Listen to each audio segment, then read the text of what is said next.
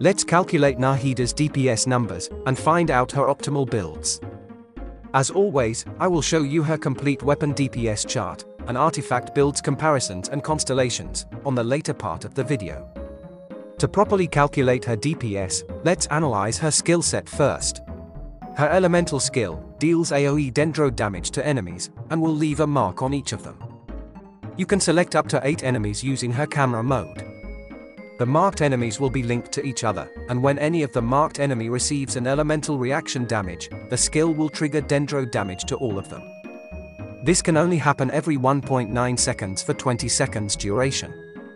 She basically looks like a dendro albedo, but with better AoE and better element. Her elemental burst though, doesn't deal any damage, but only buffs her elemental skill. It has 15 seconds duration, and 13.5 seconds cooldown. The buffs depends on the number of certain elements in her team. With an electro character in her team, her skill can trigger at a faster interval, which I think is the best buff. With a pyro character in her team, her skill will trigger more damage, but at the same time, it will make everything burning, which I don't think it's a good idea. With a hydro character in her team, her burst duration will be extended. Having 2 characters of the same element will boost the corresponding effect further.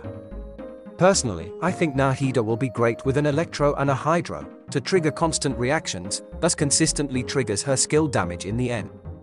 Her passive skill increases her skill interval damage, based on her elemental mastery. And her other passive makes the active character inherit 20% of the elemental mastery of the party member with the highest elemental mastery, within Nahida's shrine. To calculate her DPS, I'm going to use this simple rotation. In the calculation, I will assume that at least 1 electro and 1 hydro is in the team, making them able to trigger Nahida skill damage 12 times. And within those 12 triggers, I will assume that Nahida triggers 3 blooms and 3 spreads. To start, here is the DPS result for Nahida, with a free-to-play 3-star weapon magic guide on her. It has elemental mastery as the secondary stat, and at refinement rank 5, this book also gives 24% damage bonus to monsters that are affected by hydro or electro, so this is a perfect weapon for this team comp. For the artifact set, I'm putting the 4-piece Deepwood artifact set on her, assuming that no one else in the team is using this. But if one of your team members already have this set equipped, then Nahida can use the 4-piece Gilded set instead. Nahida should use full elemental mastery build, if she is using the Deepwood set, as it has the highest DPS to stat ratio based on my calculations. But if Nahida uses the Gilded Dream set with another Dendro character is using the Deepwood set, she should use the Dendro Goblet instead. Make sure to look for crit substats for best results. As you can see, with both the Deepwood set and the Gilded set being used, and with added Dendro Resonance, her DPS increases to 13.66k DPS, using only a 3-star weapon. Now let me show you her complete weapon DPS chart using the 4-piece full EM Deepwood set, and without the Dendro Resonance. As you can see, the magic guide at refinement rank 5 is the best free-to-play weapon for Nahida, as long as you bring a hydro and an electro in your team, which most likely you will.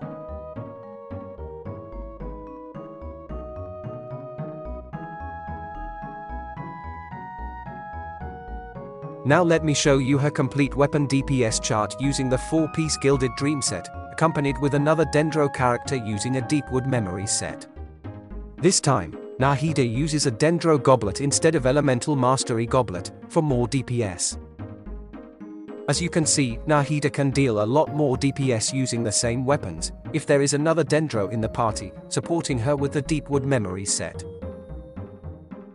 Now if you're curious about the other artifact sets, here is her complete artifact set DPS chart, using the magic guide at refinement rank 5.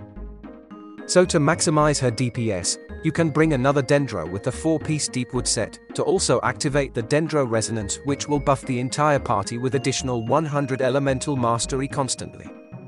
And since Nahida's passive also buffs the active character for up to 200 elemental mastery, this means, your active character will have at least 300 elemental mastery to start with.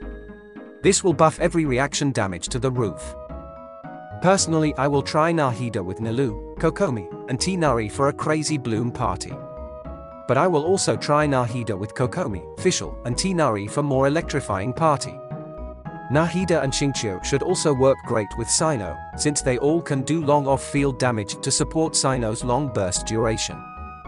Now to conclude this video, I will show you Nahida's Constellation DPS chart, using her signature weapon at rank 5, with both the Deepwood and Gilded Dreams artifact set and Dendro resonance.